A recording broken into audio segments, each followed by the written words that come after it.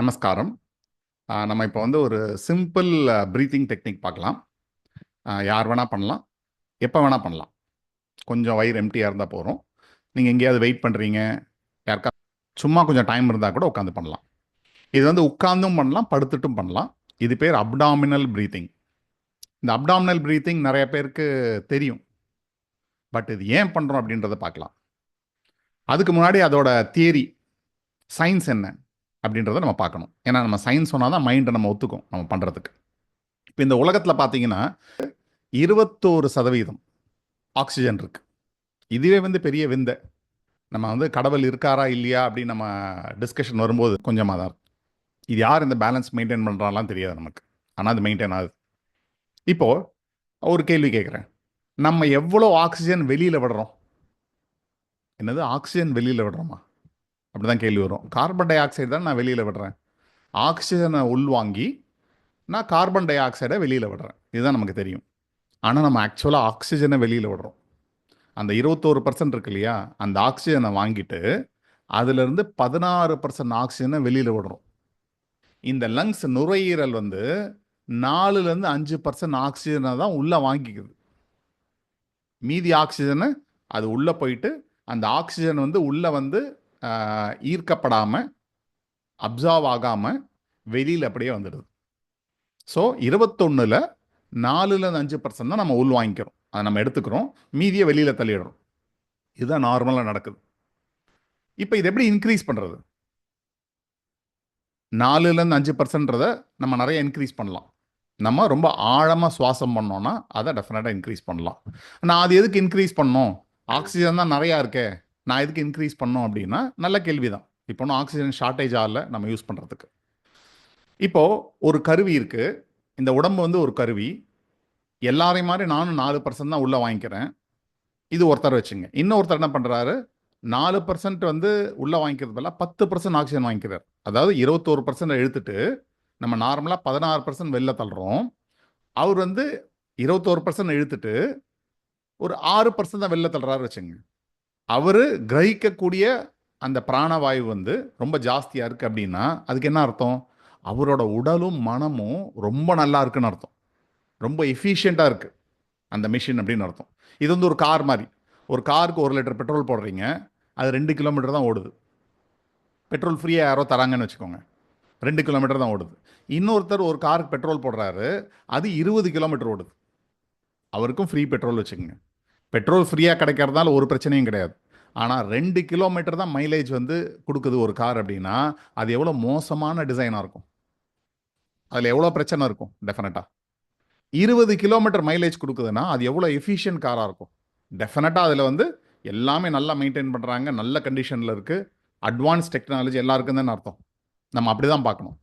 இப்போது நான் நிறைய இந்த பிராணவாயு ஆக்சிஜனை உள்ளே வாங்கி நிறைய நான் கிரகிச்சுக்கிறேன் அப்படின்னா என்னுடைய உடலும் மனமும் ரொம்ப நல்ல ஆரோக்கியமாக இருக்குன்னு அர்த்தம். அப்போ இந்த நிறைய கிரகிச்சுக்கிறதுக்கு என்ன ஒரு ப்ராக்டிஸை பண்ணலாம் அப்படின்றத இந்த அப்டாமினல் ப்ரீத்திங். ஸோ அதனால் இது எப்படி இம்ப்ரூவ் பண்ணுறது? இந்த 2 கிலோமீட்டர் மைலேஜ் உள்ள காரை எப்படி நான் 20 கிலோமீட்டர் மைலேஜ் உள்ள கார் மாதிரி மாற்றுறது அப்படின்றது அந்த abdominal breathing.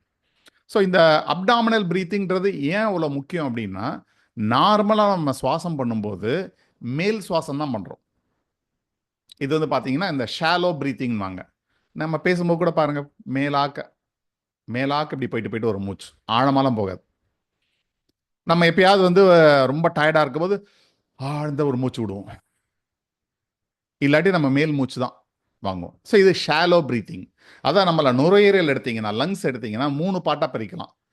Appar lungs, middle lungs and lower lungs.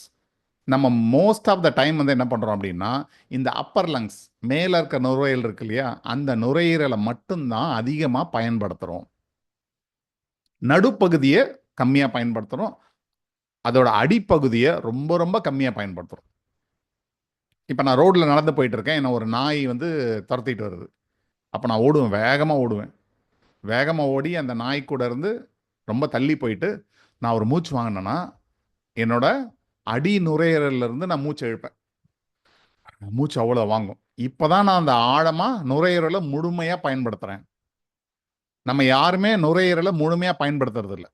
Yoga ஏன் முக்கியம் அப்படின்னு சொல்கிறோம் அப்படின்னா, இந்த நுரையீரலை நான் முழுமையாக பயன்படுத்துறதுக்கான வாய்ப்பு யோகாவில் மட்டும்தான் இருக்குது. இப்போ இந்த அப்டாமினல் பிரீத்திங்கில் என்ன பண்ணுறோம் அப்படின்னா, இந்த நுரையீரலை நான் முழுமையாக பயன்படுத்துகிறேன். முழுமையாக பயன்படுத்தும் போது நான் கிரகிக்கிற பிராணவாயு ஆக்சிஜனும் இந்த உடம்புல நிற்கும். எனக்கு ரொம்ப நன்மை. இந்த உடம்பு சிஸ்டம் வந்து ரொம்ப எஃபிஷியண்டாக மாறிடும். இந்த உடம்புனா உடம்பு மட்டும் கிடையாது, மனமும் கூட. நம்ம முன்னாடியே பார்த்தோம். இந்த மாதிரி ஆழமாக சுவாசம் பண்ணும்போது என்ன பண்ணுறோம், என்ன ஆகும் அப்படின்னா, ஒரு நிமிஷத்துக்கு எவ்வளோ வந்து சுவாசம் பண்ணுறோமோ அது கம்மியாயிடும். நீங்கள் இப்போ வேகமாக மேலாக்க சுவாசம் பண்ண என்ன ஆகும், நிறைய சுவாசம் பண்ணுவீங்க. ஒரு நிமிஷம் எடுத்தீங்கன்னா ஒரு 15 சுவாசம் பண்ணுவீங்க. ஆழமாக பண்ண பண்ண ஒரு 7-8 சுவாசம் பண்ணாலே போகிறோம், ஒரு நிமிஷத்துக்கு தேவைப்படுறோம். அப்போ அந்த 7-8 சுவாசத்துலேயே வந்து நீங்கள் ஒரு நிமிஷம் முடிச்சிடுறீங்க. ஏன்னா இது ரொம்ப எஃபிஷியன்ட் ஆகிடுது இந்த மிஷின். இப்படி பண்ண பண்ண இந்த உடல் மனம் ரெண்டுமே ரொம்ப ஆரோக்கியமாக இருக்கும். நம்ம வாழ்க்கை ரொம்ப நல்லா இருக்கும்.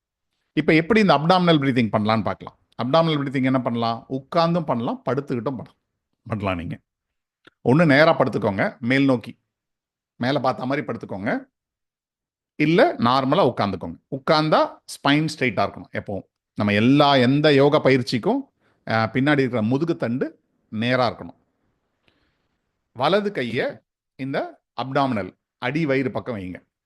நம்ம நார்மலாக சுவாசம் பண்ணும்போது என்ன ஆகும், மூச்சை இழுத்தீங்கன்னா வயிறு வெளியில வரும், மூச்சை விட்டா வயிறு உள்ள போகும். மூச்சை இழுத்து பாருங்க, நல்லா மூச்சை இழுத்தா வயிறு வெளியில வருதா, நம்ம கையும் அப்படியே வெளியில வரும். மூச்சை விட விட வயிறு உள்ள போகும். இதுதான் நார்மல். நம்ம இப்போ என்ன பண்ண போறோம், நம்மளுடைய ஃபோக்கஸ், நம்மளுடைய கவனம் முழுக்க இந்த அடி வயிறில் தான் இருக்க போகுது. இடது கையை சும்மா நீங்கள் எங்கே வேணால் வச்சுக்கோங்க. வலது கையை நீங்கள் அடி வயிறில் வைக்கணும். அடி வயிறில் வச்சுட்டு மூச்சை நல்லா இழுக்கிறீங்க. பொறுமையாக, ரொம்ப வேகமாக வேண்டாம், பொறுமையாக இழுக்கிறீங்க. இந்த வயிறு நல்லா வெளியில் வரதை கவனிக்கிறீங்க. நல்லா வெளில வந்துடுச்சு, மூச்சை ஃபுல்லாக இழுத்துட்டீங்க.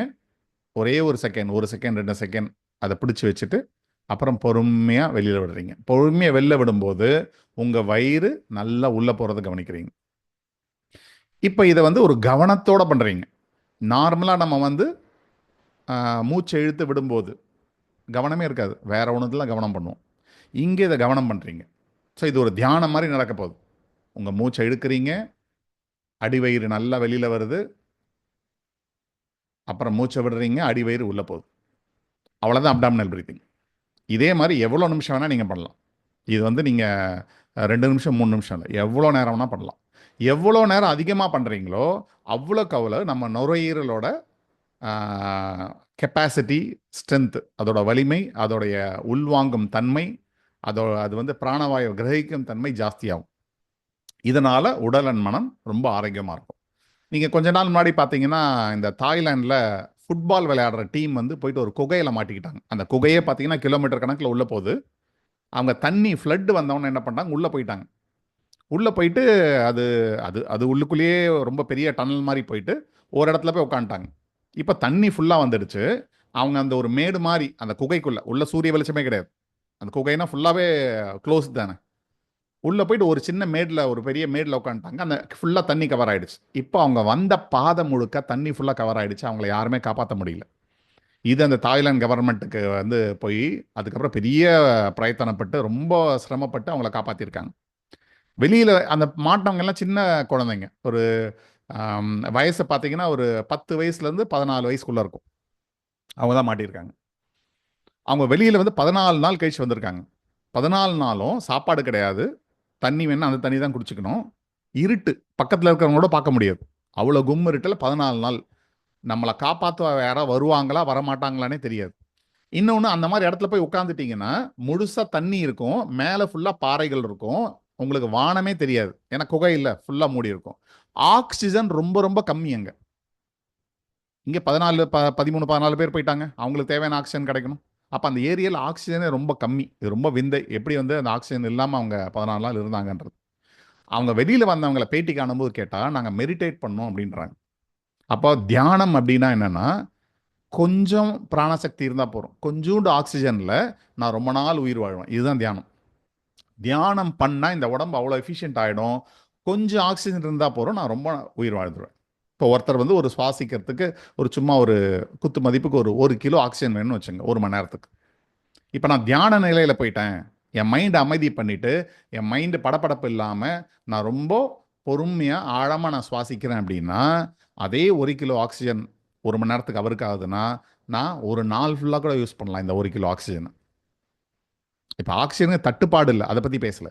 ஆனால் இந்த உடம்பு எவ்வளோ எஃபிஷியண்ட்டாக இருந்தால் கொஞ்சம் ஆக்சிஜனையே நான் ஒரு நாள் ஃபுல்லாக யூஸ் பண்ணுறேன். அப்போ அந்த மாதிரி அவங்க சொன்னாங்க, நாங்கள் தியானம் பண்ணோம், நாங்கள் தியானம் கற்றுட்ருக்கோம், தியானம் பண்ணோம் அப்படின்றாங்க. அதனால் இந்த தியானம், இந்த பிராணாயாமம், இப்போ இந்த அப்டாமினல் ப்ரீத்திங்கிறதும் பிராணாயாமம், இது வந்து ஒரு மூச்சு பயிற்சி. ஸோ இந்த பயிற்சியை பண்ண இந்த உடல் மனம் ரெண்டுமே வந்து அதோட பெஸ்ட் சிறந்த நிலைக்கு போயிடும். இதனால் நம்ம வாழ்க்கை தான் நலமாக இருக்கும். ஸோ இந்த அப்டாமினல் ப்ரீத்திங்கை நம்ம ரெகுலராக பண்ண பார்ப்போம். நமஸ்காரம்.